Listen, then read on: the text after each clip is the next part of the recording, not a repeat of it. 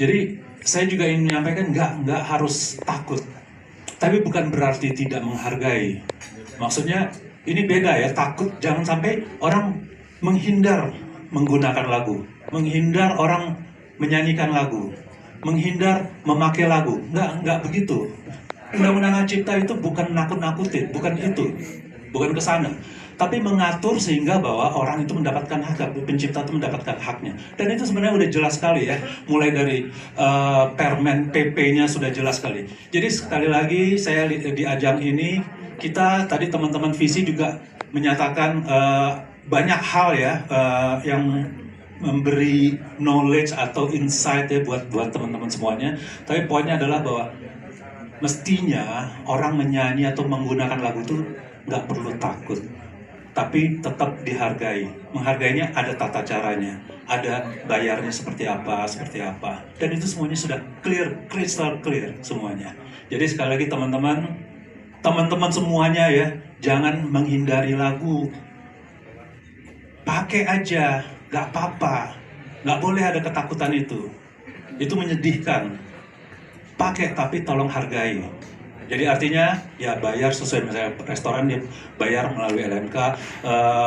Kalau di rumah ya nggak usah bayar, ya kan? Jadi itu aja. Sekali lagi terima kasih buat UPH dan teman-teman semua.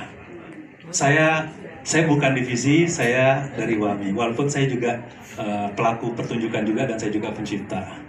Terima kasih. Ya, tentu harapan saya dan tentu harapan kami juga ya, kegiatan ini nggak berhenti di sini. Tentu ada outputnya. Tapi yang paling penting adalah begini, ini kan adalah institusi pendidikan. Nah jadi itu dibutuhkan. Tadi saya ini bukan akademisi, ya kan Arman, kita ini bukan akademisi.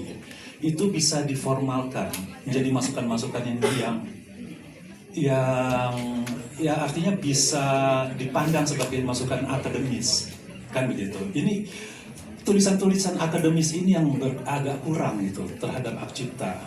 Jadi saya berharap teman-teman yang sekolah dan kuliah dan interest terhadap hak cipta itu benar-benar bisa menggali dengan perspektif yang benar-benar dari segala sudut. Ya kan, jadi bukan sekedar hukumnya aja, tapi tadi didengarin, maksudnya tadi Kang Arman ngomong apa, ya kan, Kang Ariel, semua tadi, ya kan. Nah itu masukan-masukan sehingga sesuatu masukan itu nggak akan jadi kalau nggak tahu prakteknya.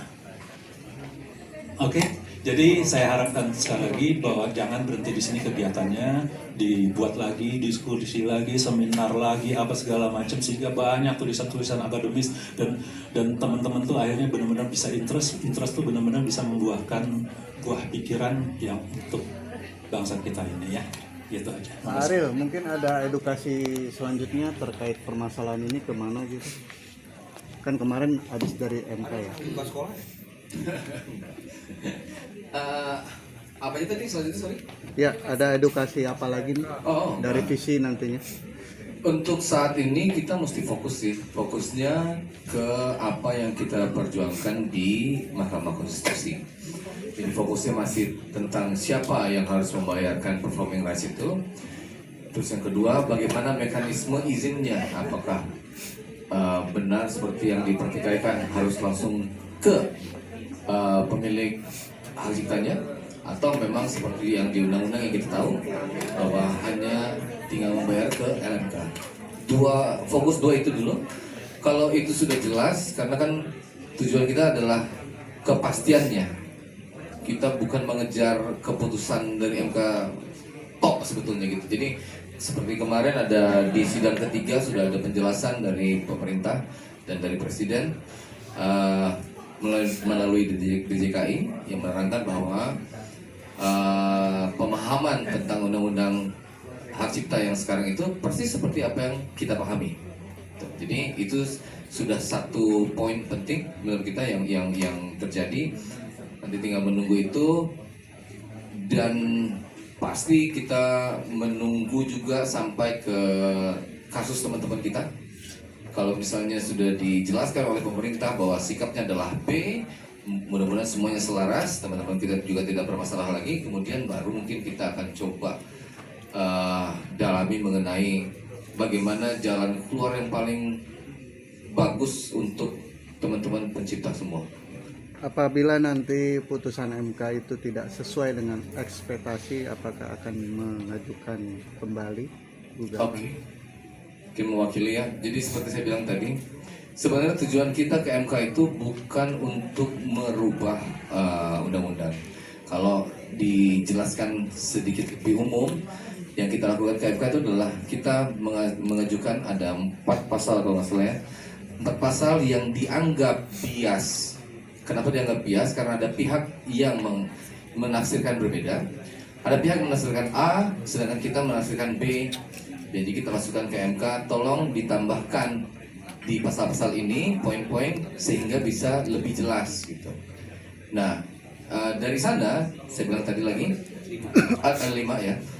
Dari sana sebenarnya di tahap ketiga aja dari penjelasan dari pemerintah kita sudah senang karena akhirnya pemerintah bersuara bahwa tidak perlu kan ditolak kemarin ya. Iya. Ditolak permintaan dari visi untuk menambahkan poin-poin itu. Kenapa ditolak? Karena nggak perlu lagi poin-poin itu. Pasal ini sudah jelas, yang artinya adalah B. Nah di situ aja kita udah senang sebetulnya. Karena memang itu yang kita cari dari awal, kepastian tentang penafsiran di pasal itu. Jadi keputusan berikutnya itu bukan yang paling utama. Yang paling utama adalah kejelasan itu. Nanti apapun yang diputuskan oleh MK, udah pasti kita ikuti. Gitu. Kira-kira, betul? Ya. Jadi karena emang surat. Oh, Ada bunyi sendiri. Oh, siap. Emang, jadi ini emang dalam kenyataannya selama ini memang kita mengikuti apa yang memang berlaku di negara ini secara hukum. Gitu. Makanya ketika ada nanti kejelasan, kita malah lebih seneng. Oh ya udah, kita ikutin. Kita alhamdulillah kayaknya kita tidak pernah melenceng gitu. Kalau memang katanya seperti ini ya seperti itu aja sih. Karena ini kan kasus ini merujuk pada proses sidangnya Agnes Mo dengan putusan yang harus membayar ya. Nah ini menyikapinya gimana? Iya betul. Jadi kan Agnes Mo itu salah satu dari kita penyanyi dan di Indonesia. Dan yang menurut kita apa yang terjadi sama Agnes itu menyisakan masalah yang memang masalah itu sudah timbul sekarang kan, Iya. Lesti dan segala macam. Jadi melalui MK inilah kita mencari kepastian. Dan mudah-mudahan setelah banyak pernyataan dan segala macam bisa jadi sumber untuk kasasinya Agnes nanti. Dan bukan hanya buat Agnes sebetulnya. Jadi takutnya juga masih banyak oknum lain yang mau